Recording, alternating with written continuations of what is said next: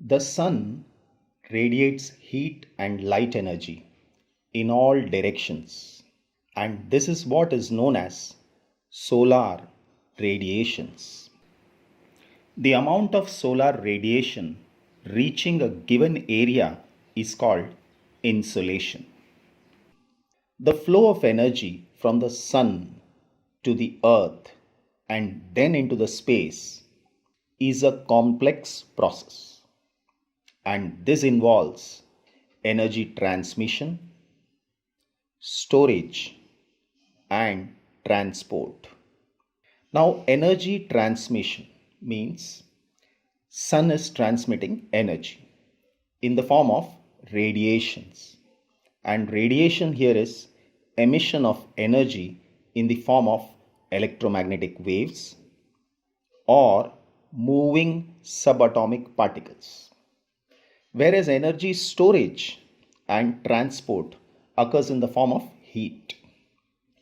Now, solar radiation is the only primary source of light and heat on the earth. The earth receives its heat from solar radiation, which is a tiny fraction of the radiated energy of the sun.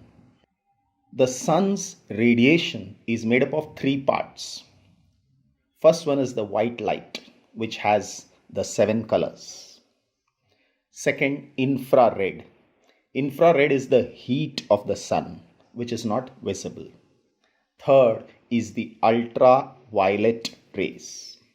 The sun also emits atomic particles, and these are called solar wind. Most of the particles of the solar wind are charged electrons, and this can harm planet Earth. But we are protected from the solar wind by the magnetic field around the Earth. Life exists on Earth in different forms. The energy needed for all movement and change on the Earth is provided by the sun. Everything in nature is moving in cycles, and one thing is permanent on Earth, and that is change. Let us understand solar radiation. Now, the Earth is geode in shape and it resembles a sphere. So, different part of the Earth receives different amount of sunlight and heat.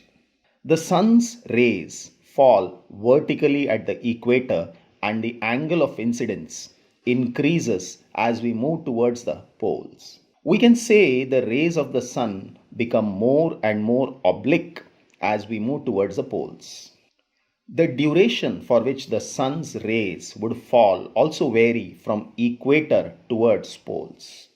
The top of the atmosphere and the earth obstructs a very small portion of sun's energy. On an average, the earth receives 1.94 calories of heat per square centimeter per minute at the top of the atmosphere.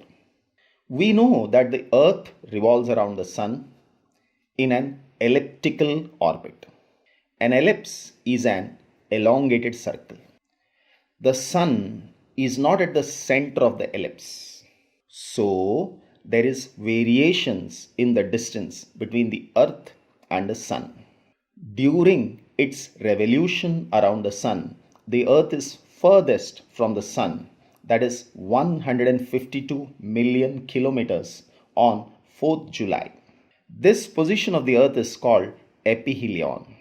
On 3rd January, the earth is nearest to the sun, that is 147 million kilometers. And this position is called perihelion. Therefore, the annual insolation received by the earth on 3rd January is slightly more than the amount received on 4th July. However, the effect of this variation in the solar output is covered up by other factors like the distribution of land and sea and the atmospheric circulation. Hence, this variation in the solar output does not have effect on daily weather changes on the surface of the earth. Now, let us study the variability of insolation at the surface of the earth. Now, the amount and the intensity of insolation vary during a day, in a season, and in a year. The factors that cause these variations in insolation are: first one is the rotation of the earth on its axis. Then it is the angle of inclination of the sun's rays. Third is the length of the day. Fourth, the transparency of the atmosphere. And the fifth is the configuration of land in terms of its aspect. Talking about the first one, the rotation of the earth on its axis. Now, because of the rotation of the earth, in some part it is day and another part it is night. Not only that, the earth is continuously rotating. It completes one rotation in nearly 24 hours. And in different part of the earth, the weather conditions, the time of the day is different.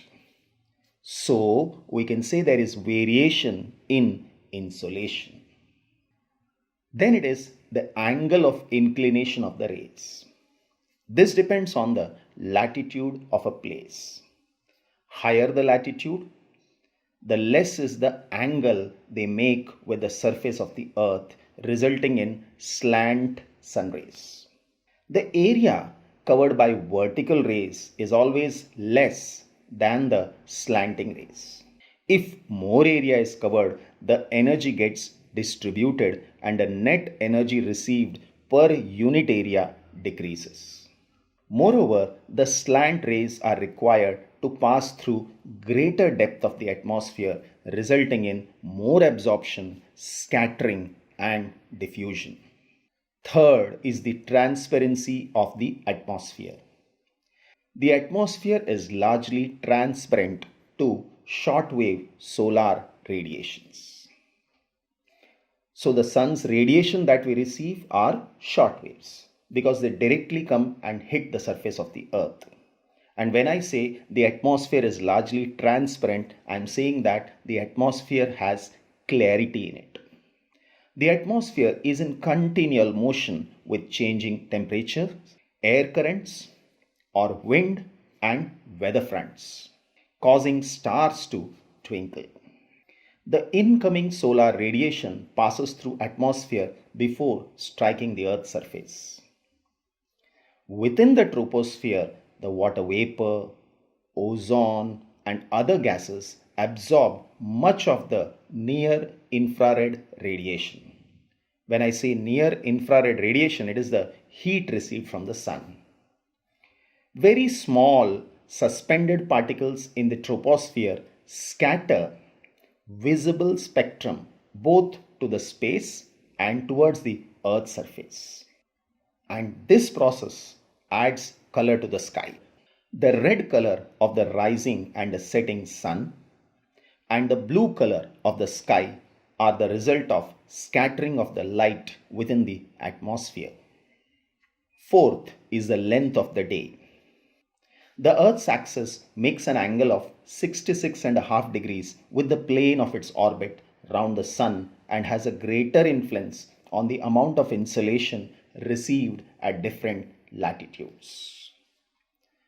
Now, each and every day on the planet Earth at different places, there is variation in the length of day and night. This is because of the revolution of the Earth around the sun with an inclined axis. And to understand it better, watch the video given in the link. Next is the configuration of the land in terms of its aspect.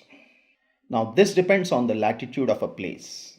Higher the latitude, the less is the angle they make with the surface of the earth, resulting in slant sun rays. The area covered by the vertical rays is always less than the slant rays, which we have already studied. But these last 2 points, however, have less influence.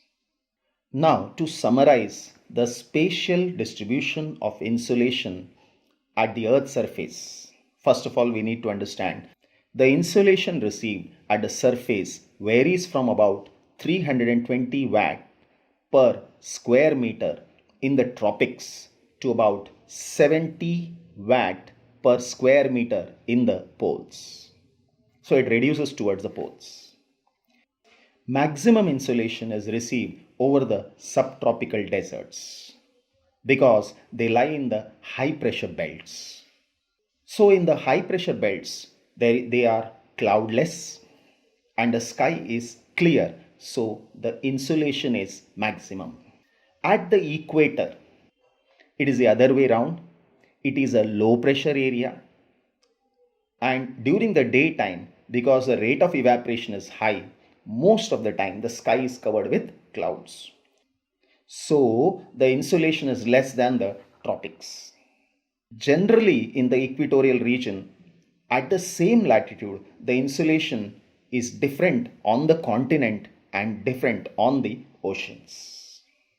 In winter, the middle and the higher latitudes, when I say middle latitudes, it is areas around 30 degrees, and higher latitudes means areas around 60 degrees and more, receive less radiation than in summer.